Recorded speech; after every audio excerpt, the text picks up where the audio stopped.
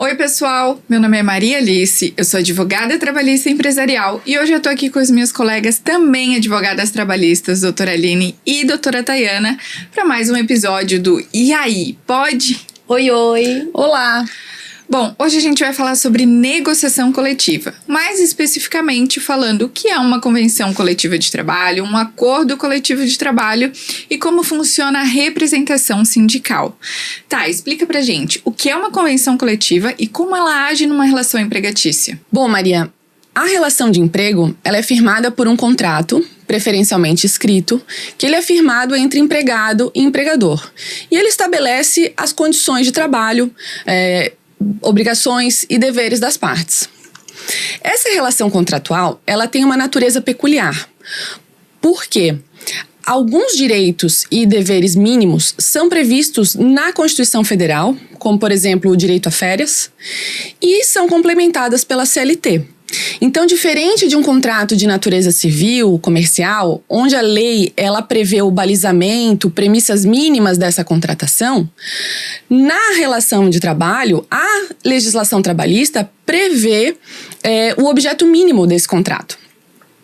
E a convenção coletiva, nesse contexto, ela adere ao contrato de emprego.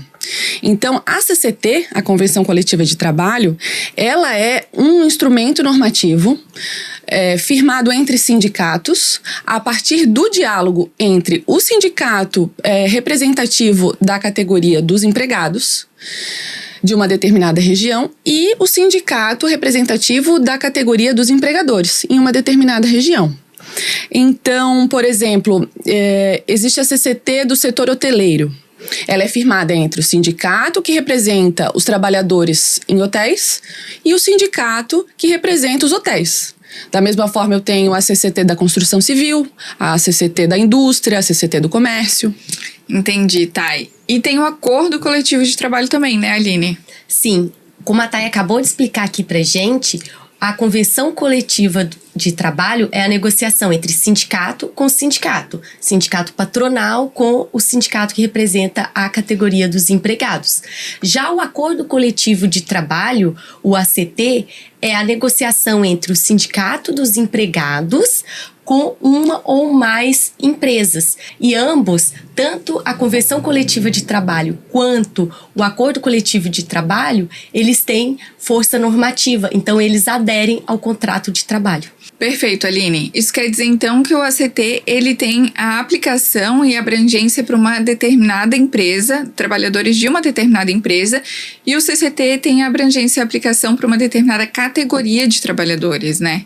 E falando em aplicação e abrangência, a gente tem que falar sobre a base territorial também de um sindicato, porque um único sindicato, ele pode ter a base territorial. Itajaí, Navegantes, Balneário Camboriú.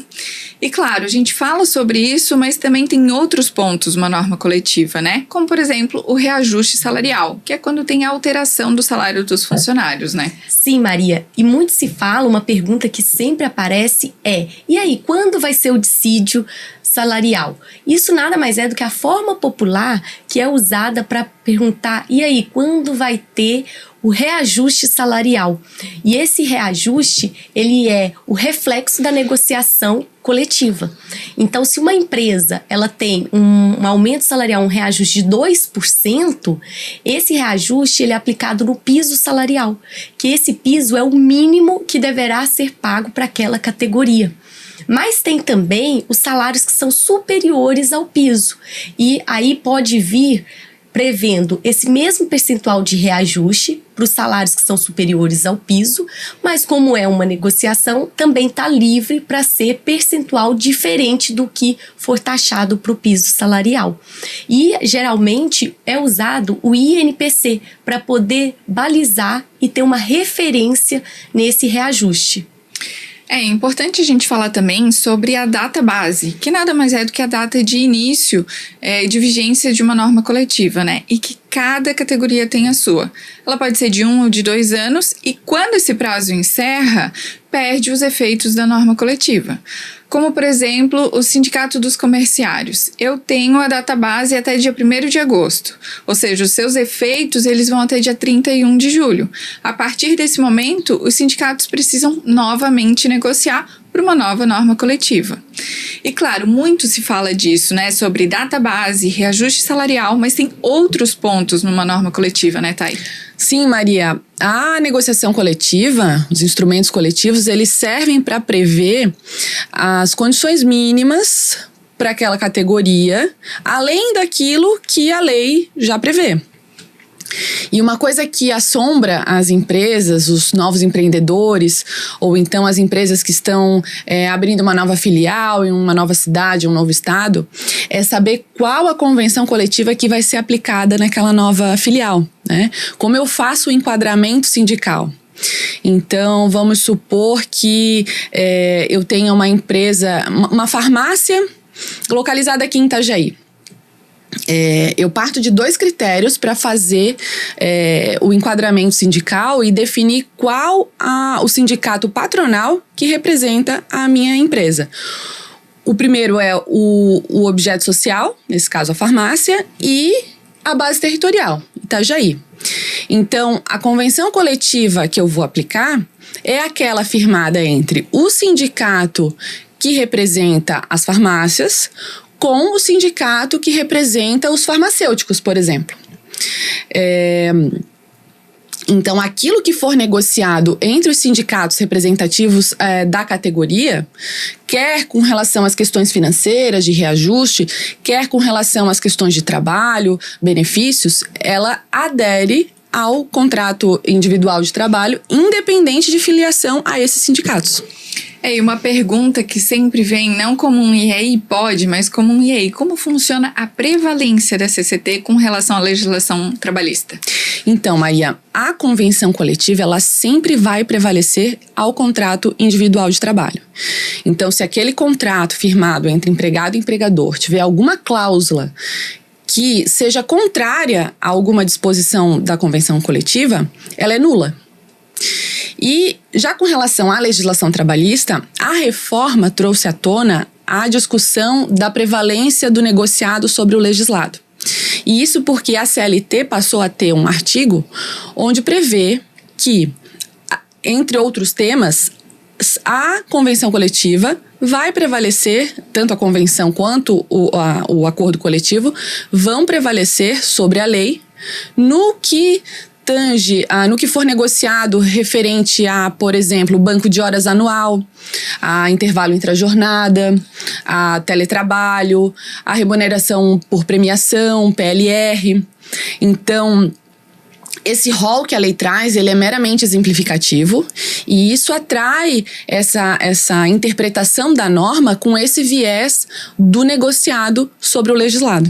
Mas tem limitações, né, Aline? Sim, Maria. Justamente no artigo seguinte a esse que a Thay acabou de mencionar, tem a previsão de direitos que não podem ser suprimidos ou reduzidos, como, por exemplo, férias, 13º, licença maternidade, licença paternidade. Então, esses é um rol taxativo dos que não podem ser negociados para poder reduzir ou suprimir, como eu acabei de dizer. E é algo que está sendo discutido fortemente nos tribunais, tanto no TST quanto no STF.